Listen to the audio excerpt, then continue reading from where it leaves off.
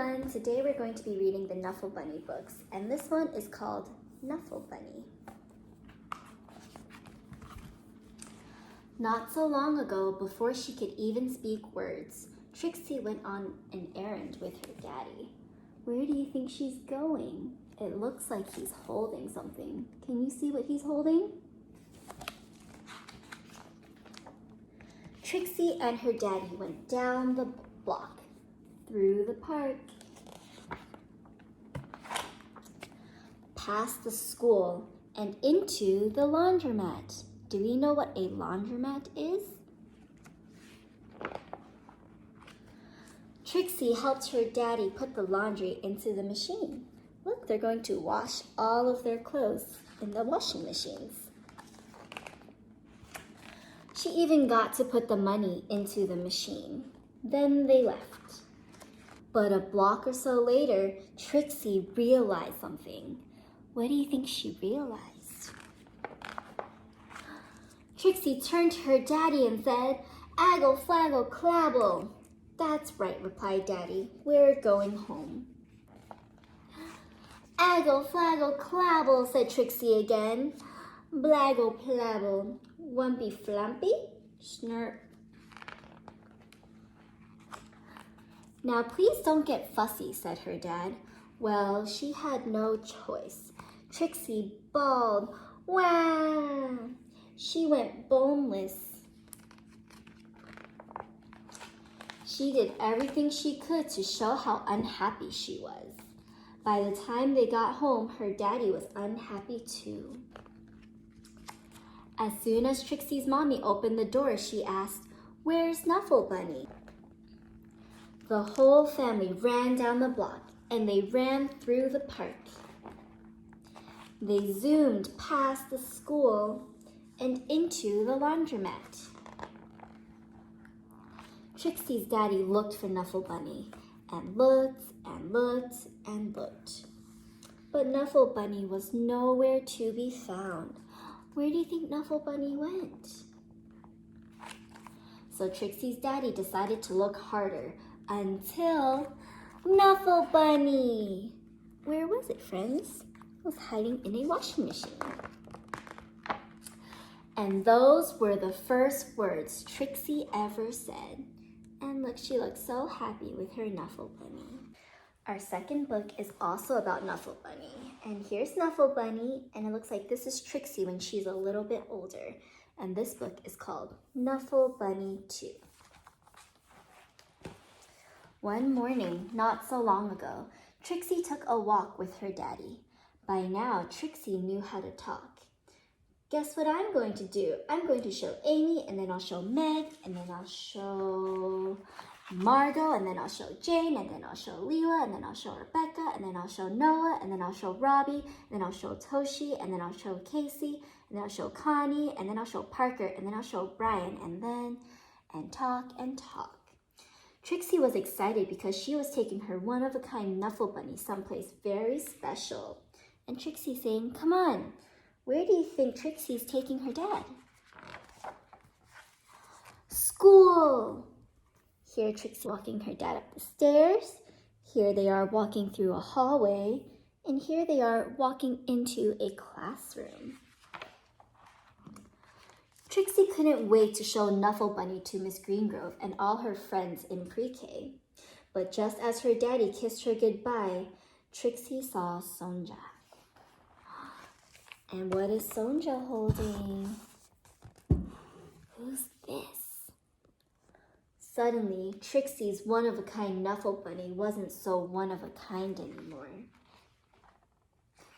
The morning did not go well. Here they're disagreeing about how to say the name. The afternoon was worse. Oh, look, it looks like they're arguing so much the teacher had to take away their Knuffle Bunnies. When the school bell rang, Miss Greengrove returned the Knuffle Bunnies, and the day got better. Looks like they're playing in the playground. Then before she knew it, it was time to go home. Trixie ate her dinner, devoured her dessert, brushed her teeth, and tried to escape the mommy and daddy robots from planet Snurp.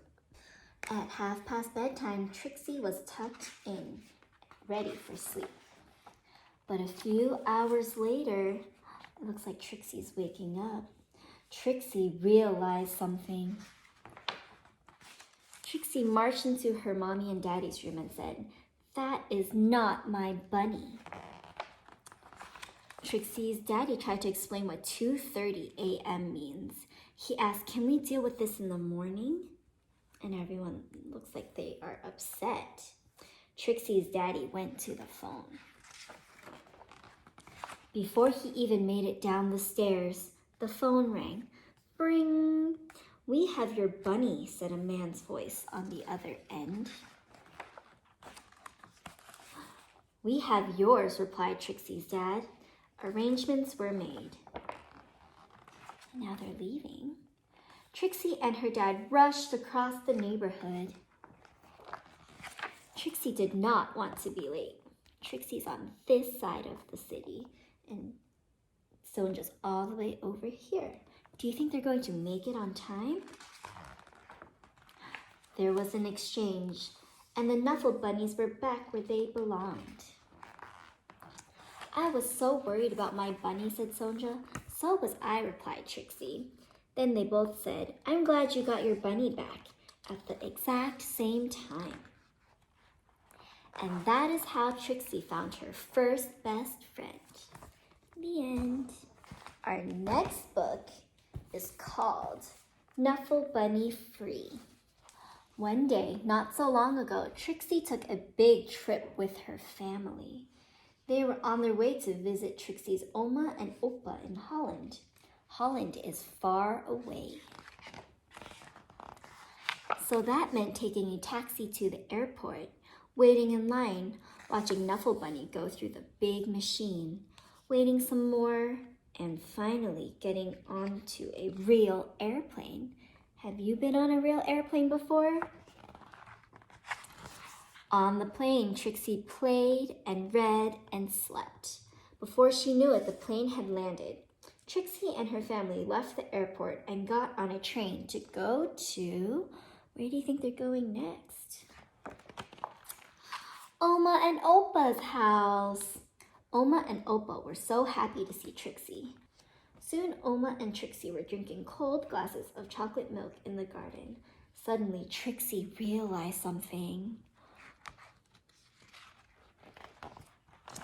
Trixie didn't tell her daddy that Knuffle Bunny was gone. She didn't have to. Trixie's daddy called the airline and asked them to look for Knuffle Bunny on the plane, but the plane had left for China.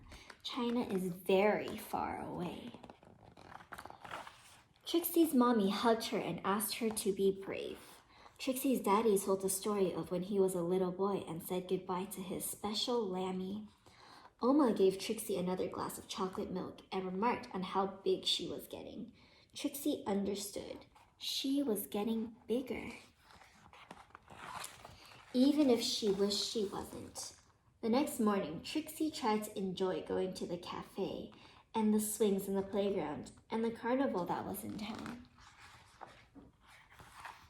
And while the whole week was filled with fun things like eating French fries on the street, visiting real windmills, and feeding the ducks, Trixie was still sad. She missed her Knuffle Bunny. Oma and Opa understood. Oma and Opa had a plan. What do you think they're going to do for Trixie? That night, they had a surprise for Trixie, a brand new top-of-the-line Funny Bunny Wunny Doll Extreme. It could walk, it could dance, it could speak in Dutch. But it couldn't make Trixie feel any better. Trixie was sure that she wouldn't be able to sleep another night in a strange bed without her Knuffle Bunny. But before she knew it, she was dreaming. Look what she's dreaming of. Who's that? She dreamed of Knuffle Bunny and all the places he would visit. She dreamed of all the children Knuffle Bunny would meet. Knuffle Bunny's meeting all these new friends. She dreamed of how Knuffle Bunny would make them feel better. The next morning, Trixie felt better.